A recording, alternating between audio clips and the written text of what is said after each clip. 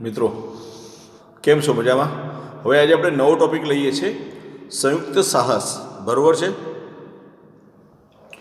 આ સંયુક્ત સાહસ છે એટલે સંયુક્ત સાહસનો અર્થ અને તેના લક્ષણોની વાત કરીએ છીએ. મિત્રો આજે આપણે આ સંયુક્ત સાહસ શું છે એ સમજી લઈએ. બરોબર છે? પછી આપણે આગળ વધીએ. હવે જો કોઈ પણ ધંધાકીય એકમ હોય, હવે દરેક ધંધાકીય એકમ પોતાના હિતનું રક્ષણ કરતી હોય. બરોબર? એટલે અરસપરસ પોતાના હિતના રક્ષણ માટે જે લોકો જોડાય છે તેને સંયુક્ત સાહસ તરીકે ઓળખવામાં આવે છે. એટલે જો એનો અર્થ આવો થાય, ધંધાકીય એકમો પોતાના અરસપરસના હિતોના રક્ષણ માટે જોડાય તો તેને સંયુક્ત સાહસ કહેવામાં આવે છે. મિત્રો બરોબર છે? આવી રીતે કોણ જોડાય? તો કે આ રીતે જોડાતા એકમો એટલે ખાનગી હોય, સરકારી માલિકીના હોય કે વૈશ્વિક સાહસો પણ જોડાઈ શકે છે. મિત્રો આવી રીતે અલગ અલગ રીતે જોડાય છે અને આવા સાહસો લાંબા ગાળા માટે હોય છે. મિત્રો 1-2 વર્ષ માટે નહીં, પણ લાંબા સમય માટે હોય. દાખલા તરીકે માન લો કે વોડાફોન તમે નામ સાંભળ્યું છે, આઈડિયા પણ નામ સાંભળ્યું છે. બંને કંપનીઓ અલગ અલગ મોબાઈલ સર્વિસ પ્રોવાઈડર કંપનીઓ છે, પણ આજની તારીખમાં એક સમયે બંને કંપનીઓ એકબીજાની કોમ્પિટિટર હતી. મિત્રો અત્યારે શું સમય બદલાઈ ગયો? સમય એવી રીતે બદલાયો તો આજની તારીખમાં જીઓની સામે જો પહેલા એરટેલ, બરોબર, એક એરટેલ હતી, પછી વોડાફોન, આઈડિયા અને રિલાયન્સ કોમ્યુનિકેશન, BSNL, બરોબર, પછી આપણે વિડીયોકોન હતી, ટાટા હતી, બધી ઘણી બધી કંપનીઓ હતી. પણ છેલ્લે વર્ચસ્વની દ્રષ્ટિ વાત કરીએ તો જો રિલાયન્સ બંધ થઈ ગઈ, રિલાયન્સ કોમ્યુનિકેશન બંધ થઈ ગયું, બરોબર છે. પછી રહ્યું કોણ? ડોકોમો, ટાટા ડોકોમો બંધ થઈ ગયું, વિડીયોકોન બંધ થઈ ગયું. આવી ઘણી બધી કંપનીઓ મોબાઈલ સર્વિસ પ્રોવાઈડર છે, ઘણી બધી કંપનીઓ બંધ થઈ ગઈ. હવે જે રહી કઈ તો કે એરટેલ રહી, ભારતી એરટેલ, પછી આઈડિયા, વોડાફોન, આ કંપનીઓ હતી ને જીઓ આવ્યું માર્કેટમાં. આ જીઓ આવ્યું ને એટલે વિદેશી કંપનીઓ આપણી જીઓ કંપનીને એટલે ભારતની કંપનીને હંફાવવા માટે શું કર્યું? લોકોએ મર્જ થઈ ગયા. એટલે આઈડિયા અને વોડાફોન બંને ભેગા થઈ ગયા. આ જે ભેગા થયા ને પોતાના અરસપરસના હિતના રક્ષણ માટે ભેગા થયા ને એને શું કહેવાય? સંયુક્ત સાહસ કહેવાય. સમજ્યા? ને જોઈન્ટ વેન્ચર કહી શકાય બીજા શબ્દોમાં. ક્લિયર? સમજ પડી ગઈ? આ સાહસો કેવા હોય? લાંબા ગાળા માટેના હોય. કેવા હોય? લાંબા ગાળા માટેના હોય છે. બરોબર છે? અને અરસપરસ પોતાના હિતનું રક્ષણ થાય એ પ્રકારે એ લોકોનો હેતુ હોય છે. અરસપરસ પોતાના હિતના રક્ષણ માટે એ લોકો જોડાય છે. હવે આ પ્રકારનું જે સંયુક્ત સાહસ છે ને, બરોબર છે, એ પોતાની જરૂરિયાતને આધારે અલગ અલગ રીતે જોડાય. એટલે જો સંયુક્ત સાહસ બે જુદા જુદા દેશોના ધંધાકીય એકમો વચ્ચે થતું હોય તો બંને દેશોની સરકારોએ નક્કી કરેલા કાયદાનું પાલન અતિ આવશ્યક હોય છે. બરોબર છે?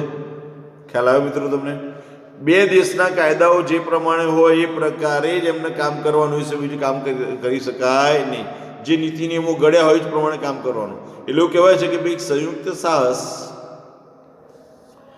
બે ધંધાકીય એકમ વચ્ચે સાધન સંપત્તિનો મહત્તમ ઉપયોગ કરી તેમની નિપુણતાનો ઉપયોગ કરે છે અને ધંધાના જોખમો ઉઠાવવા નફાની વહેંચણી કરે છે.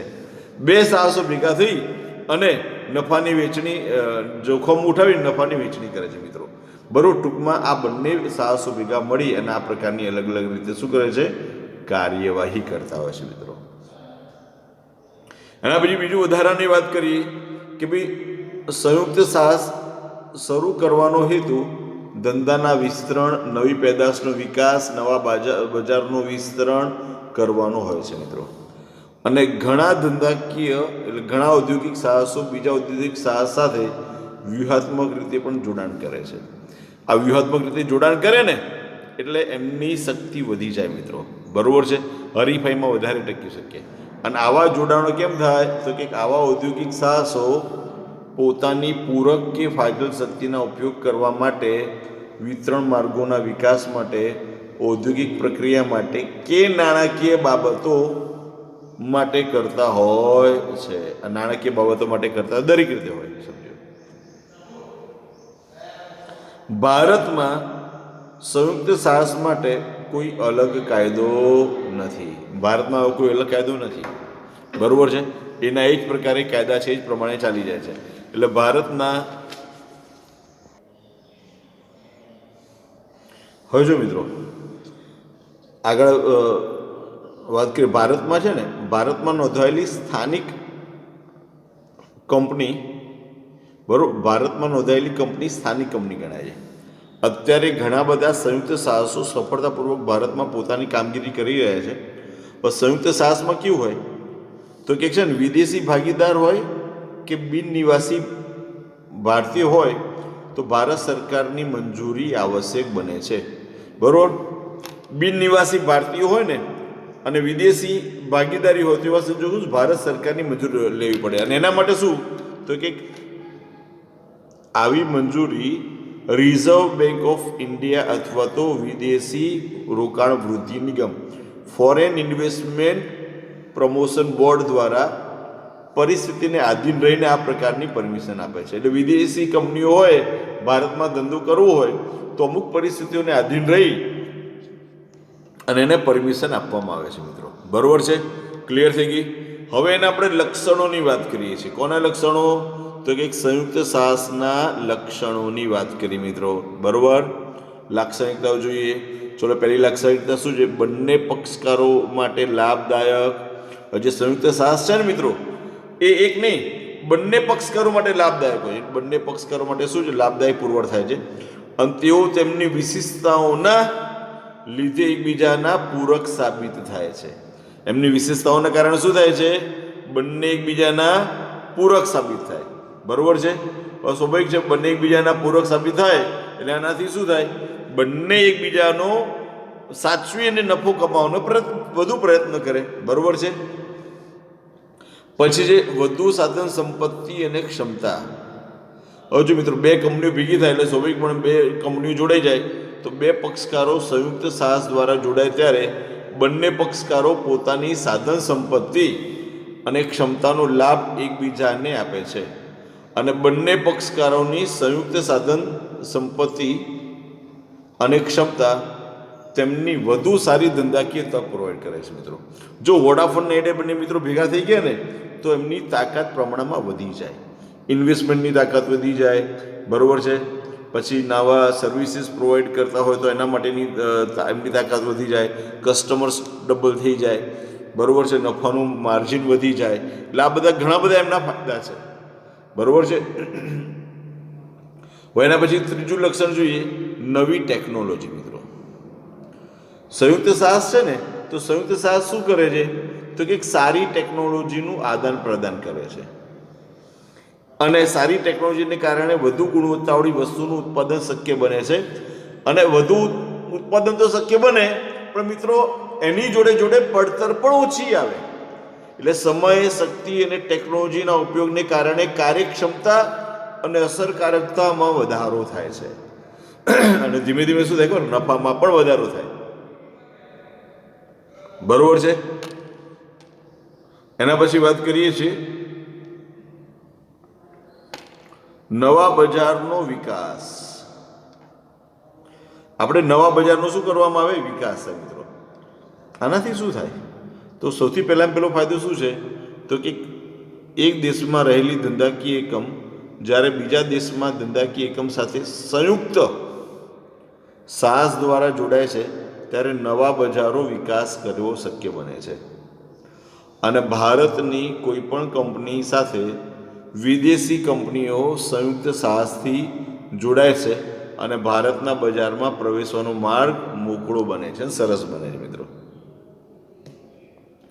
એ સૌથી મહત્વની તક બની જાય છે, બરોબર છે.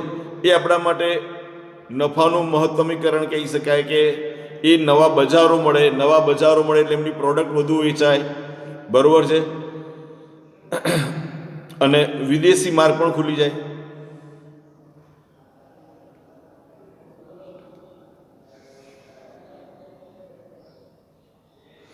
અને ઘણી બધી કંપનીઓ એવી છે કે પોતાના દેશની અંદર તો વેચાણ કરતી જ હોય, પણ નવા બજારોનો વિકાસ કરવા માટે નવા દેશોમાં પણ એ લોકો આગળ વધે છે, બરોબર છે.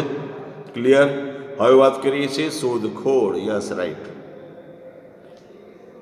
હવે સંયુક્ત સાહસ શું કરે છે? તો કે સંયુક્ત સાહસ દ્વારા નવી અને સર્જનાત્મકતા પેદાશ બજારમાં મૂકવામાં આવે છે.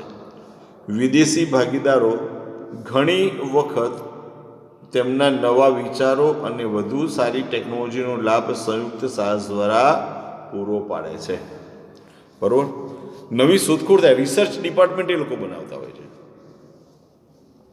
નવા વિચારો અમલમાં મૂકવામાં આવે છે, વધુ સારી ટેકનોલોજી મૂકવામાં આવે છે, જેનાથી બંને પક્ષે વધુ ને વધુ સારો લાભ થાય છે મિત્રો. બરોબર છે. પછી વાત કરીએ છીએ નીચી ઉત્પાદકતા. એટલે બીજા શબ્દો કહેવાય નીચી ઉત્પાદન પડતર.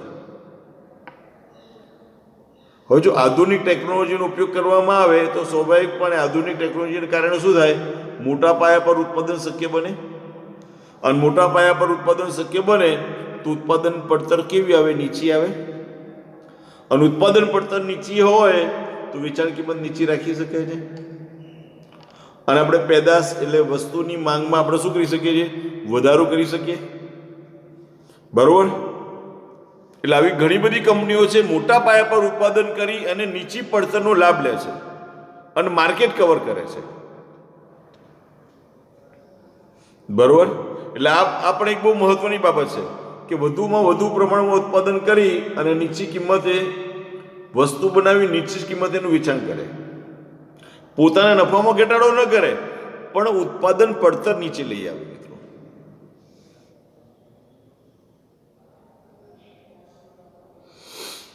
પછી છે ધંધાકીય શાખામાં વધારો.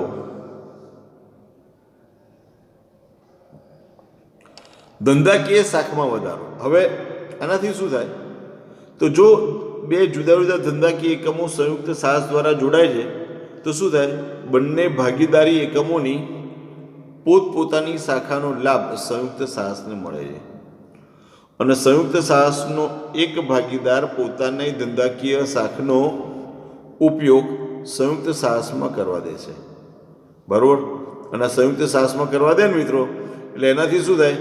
જેમ કોઈ વિદેશી કંપની સંયુક્ત સાહસના તેના ભારતીય ભાગીદારોને પોતાની બ્રાન્ડનો ઉપયોગ કરવાની પરવાનગી આપે છે મિત્રો. હવે ભારતમાં ઘણી બધી કંપનીઓ સંયુક્ત સાહસમાં જોડાઈ છે. બરોબર. ભારતમાં ઘણી બધી કંપનીઓ સંયુક્ત સાહસમાં જોડાય છે. એનાથી શું થાય ખબર મિત્રો? કે વિદેશી કંપનીને લાભ મળે છે. ભારતના બજારોનો લાભ મળે છે. ભારતીય કોઈ કંપની સાથે સંયુક્ત સાહસ જોડી અને ભારતની કંપની વિદેશી કંપની બંને ભેગા મળીને એ કરે છે. હવે મિત્રો ઘણી બધી કંપનીઓ આવી. હું ભૂતકાળમાં તમને કહું તો એ લોકો મર્જ થાય ભારતની કંપની. જો અત્યારે તો હવે મર્જ એ લોકોએ ન કર્યું, પોતાની રીતે સ્વતંત્ર બિઝનેસ કરે, પણ મર્જ કરતા એની વાત કરું છું. મારુતિ સુઝુકી, ઇન્ડિયાની કંપની મારુતિ અને વિદેશી કંપની સુઝુકી, જાપાનની કંપની સુઝુકી, આ બંને કંપનીઓ ભેગી મળી અને મારુતિની શરૂઆત કરી. બરોબર. અત્યારે અલગ થઈ ગઈ બંને કંપનીઓ. બરોબર. બંને કંપનીઓ અલગ થઈ ગઈ એટલે મારુતિનો મોટા ભાગનો હિસ્સો સુઝુકીએ લઈ લીધો. એટલે સુઝુકીના બેનર હેઠળ મારુતિ બને છે.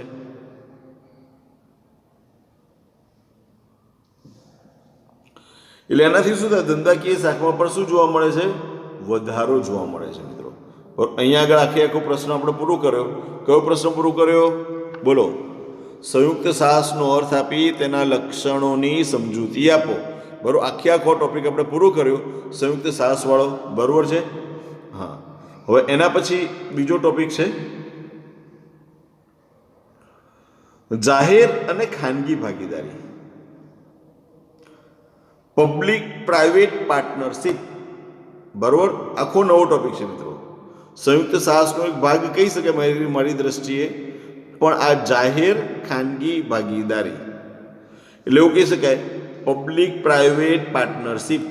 બરોબર. 3 P નું કોમ્બિનેશન છે. પી અને પી. શું? ફરી પબ્લિક પ્રાઇવેટ પાર્ટનરશિપ. બરોબર. ચલો હવે એની અંદર આપણે આગળ વધીએ છીએ. પબ્લિક પ્રાઇવેટ પાર્ટનરશિપની અંદર તો જાહેર ખાનગી ભાગીદારી એ સમયના માંગના કારણે ઊભી થયેલી નવી વ્યવસ્થા છે મિત્રો. આખી અલગ જ પ્રકારની વ્યવસ્થા છે. 1991 શું કર્યું કે ભારતમાં વૈશ્વિકીકરણનો સ્વીકાર કર્યો અને ઘણી વસ્તુઓની પેદાશો,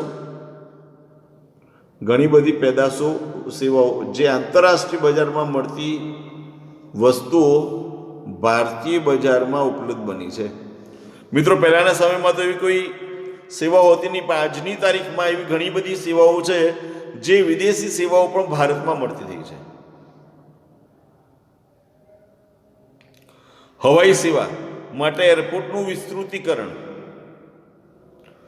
અને તેને લગતી અન્ય સેવાઓ, જરૂરી અત્યંત સેવાઓ આપણે આપવામાં આવે છે, અલગ અલગ પ્રકારની સેવાઓ. બરોબર છે.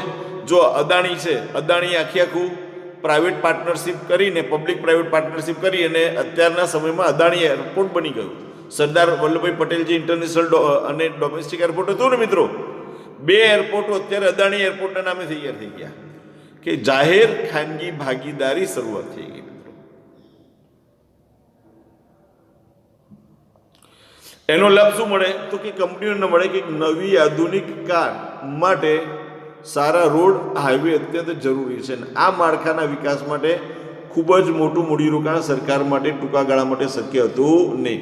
એટલા જ માટે ખાનગી ક્ષેત્રે આવું રોકાણ કરવા સક્ષમ હતા, પરંતુ કાયમી ધોરણે આવું માળખું ખાનગી ક્ષેત્રને આપવામાં ઇજારાશાહીના દૂષણોનો પ્રવેશ હતો.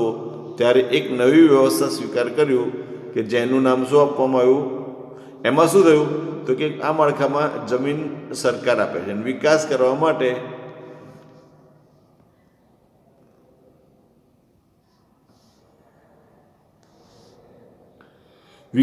માટેનું રોકાણ ખાનગી ક્ષેત્રે કરવામાં આવે, જેથી કરીને તેના બદલામાં સરકાર ખાનગી ક્ષેત્રને ચોક્કસ વર્ષના સમયગાળા માટે માળખાકીય લાભ આપી શકે છે. હવે એનો છે ને માળખાકીય લાભ, જો આપણે ટોલ ટેક્સ, આપણે હાઈવે બધા બનાવ્યા, ખબર છે? આ હાઈવે પબ્લિક પ્રાઇવેટ પાર્ટનરશિપને ભાગરૂપે બનાવ્યા છે. મિત્રો, સરકાર જમીન આપે અને આપણે રોડ, એક્સ્ટ્રાઓર્ડિનરી રોડ બનાવવાનો, અને રોડ બનાવ્યા પછી એની અંદર જે પણ ઇન્કમ છે એ ઇન્કમ, ટોલ ટેક્સની ઇન્કમ આવે ને, એ ઇન્કમની અંદરથી અમુક ભાગ સરકારને આપવાનો. મિત્રો, બરોબર? આ પ્રકારની આખી વ્યવસ્થા ઊભી કરવામાં આવી.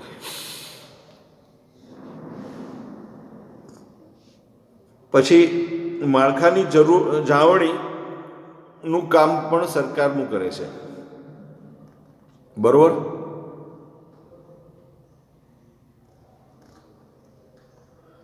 હવે જો અને અમુક સમય પછી શું કરે, આખું જે ખાનગી ક્ષેત્ર સરકારના હવાલે કરી દેશે, પછી એ જે તે સમય, ઉદાહરણ તરીકે માનો કે અમદાવાદ બરોડાને જોડતો એક્સપ્રેસ હાઈવે પર જઈએ છીએ ને, એ તો તમને ખબર જ છે ને, એક્સપ્રેસ હાઈવે પર જઈએ છીએ, એ જે હાઈવેની રચના કરી એ જે તે પર્ટિક્યુલર વ્યક્તિઓએ, કંપનીઓ કરીને સરકાર ભેગા મળીને રચના કરેલી. એ પબ્લિક પ્રાઇવેટ પાર્ટનરશિપનો એક ભાગ છે.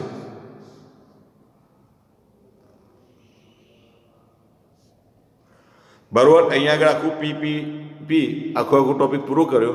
હવે એના પછી વાત કરીએ જાહેર ઉપયોગિતા. મિત્રો, શેની વાત કરીએ છીએ? જાહેર ઉપયોગિતા. બરોબર? Public utility. એ ટોપિક આપણે એનો અભ્યાસ કરી લઈએ. બરોબર છે?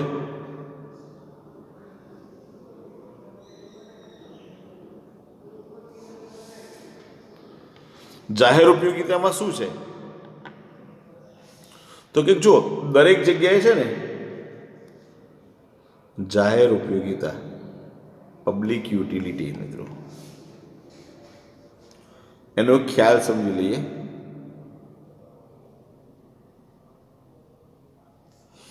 હવે શહેરી અને ગામડાઓમાં વિકાસને કારણે નાગરિક સુવિધાઓની જરૂરિયાત સતત વધતી જાય છે. આધુનિક નાગરિક જીવનમાં કેટલીક સેવાઓ અને સુવિધાઓ અનિવાર્ય બનતી જાય છે. જો મિત્રો, અત્યારે અમુક બેઝિક જે જરૂરિયાત છે ને, આપણે જરૂરી છે જ.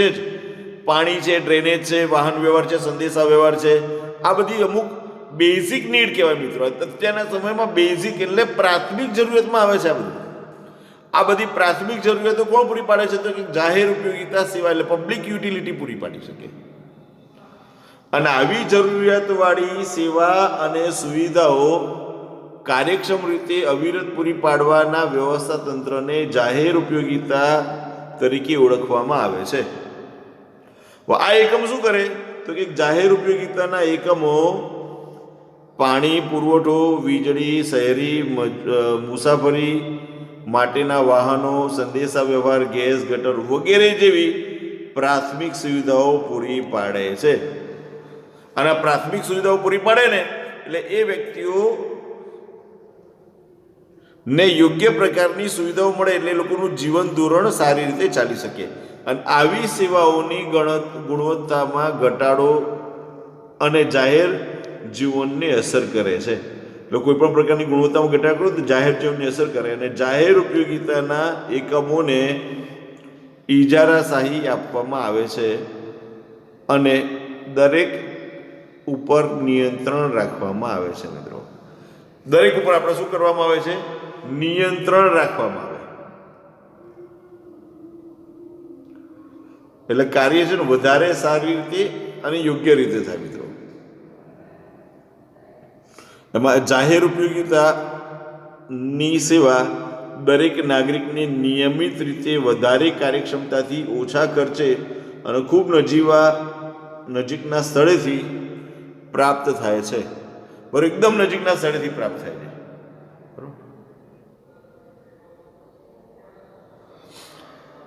બરોબર.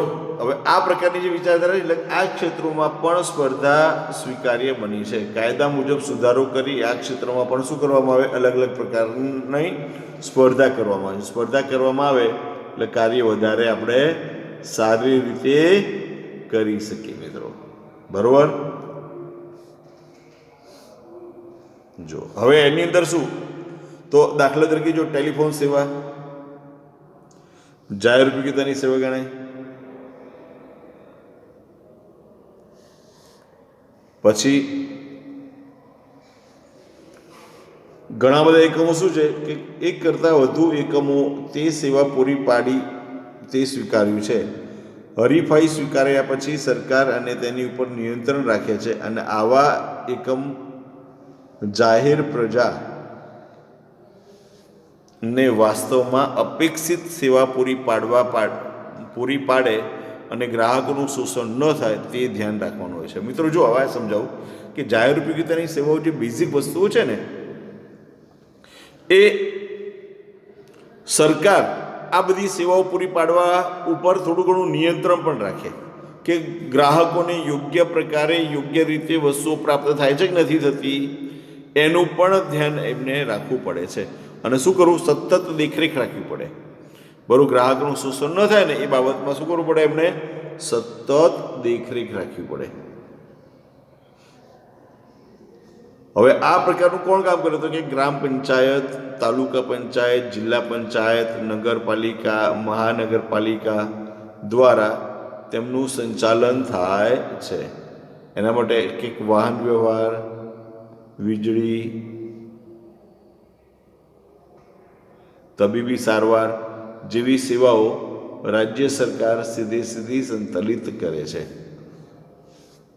બરોબર. અલગ અલગ પ્રકારની સેવાઓ જે છે ને એ રાજ્ય અને કેન્દ્ર સરકાર દ્વારા પૂરી પાડવામાં આવે. જો વાહન વ્યવહારની સેવા છે, તાર ટપાલની સેવા છે, બરોબર, આ બધી સેવાઓ છે ને એ કેન્દ્ર સરકાર પૂરી પાડે.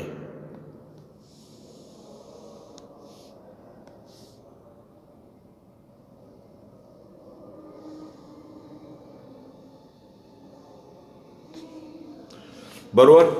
અને કંપની કે નિગમ દ્વારા પૂરી પાડવામાં આવે છે. બરોબર. ગુજરાત રાજ્ય માર્ગ વાહન વ્યવહાર નિગમ ગુજરાત રાજ્યમાં મુસાફરોની હેરફેર માટે બસ દ્વારા સેવા પૂરી પાડવામાં આવે છે.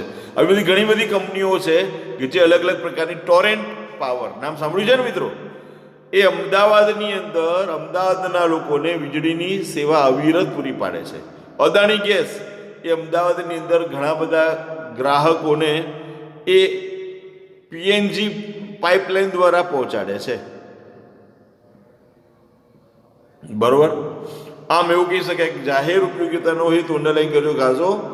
જાહેર ઉપયોગિતાનો હેતુ જીવન જરૂરી અને જીવન જીવવા વધુ સરળતા સર્જે તેવી સેવાઓ પૂરી પાડવાની અને આ સેવાઓના કારણે જનજીવન સરળ બની જાય છે મિત્રો.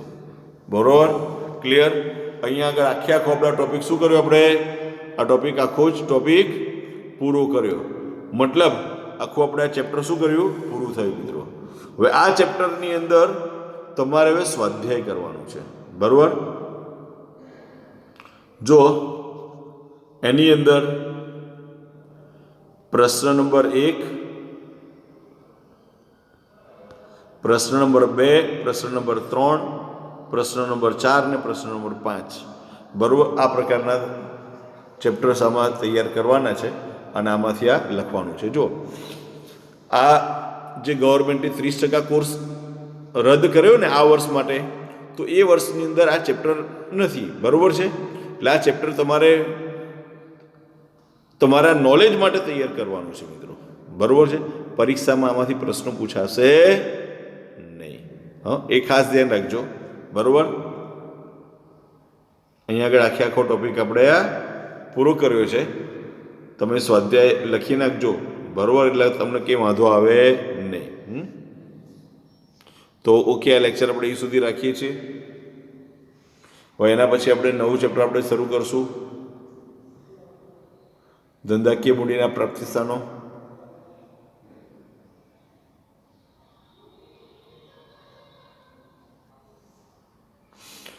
જેના અમુક શબ્દો છે ને, બહુ સારા શબ્દો છે. જાહેર ક્ષેત્ર તો પબ્લિક સેક્ટર કહેવાય, સરકારી ખાતું ગવર્મેન્ટ ડિપાર્ટમેન્ટ કહેવાય, પછી નિયંત્રક અને મહાલેખાધિ કાગ કહેવાય છે, જાહેર નિગમ પબ્લિક કોર્પોરેશન કહેવાય. આ તમારા શબ્દો છે ને, એક વોકેબ્યુલરી માટે તમારા માટે ઉપયોગી છે. સરકારી કંપની એટલે ગવર્મેન્ટ કંપની, સંયુક્ત સાહસ જોઈન્ટ સેક્ટર, બરોબર, પબ્લિક પ્રાઇવેટ પાર્ટનરશિપ, પબ્લિક જાહેર ઉપયોગિતા પબ્લિક યુટિલિટી અને વિદેશી રોકાણ વૃદ્ધિ નિગમ, ફોરેન ઇન્વેસ્ટમેન્ટ પ્રમોશન બોર્ડ મિત્રો. બરોબર. અહીંયા આગળ આખું આપણા 7મું ચેપ્ટર આપણે પૂરું કર્યું. હવે પછી નવા ચેપ્ટરમાં આપણે આગળ મળીશું. ત્યાં સુધી તમારી તબિયત સાચવો અને સરસ મજાની ઉત્તરાયણ કરો.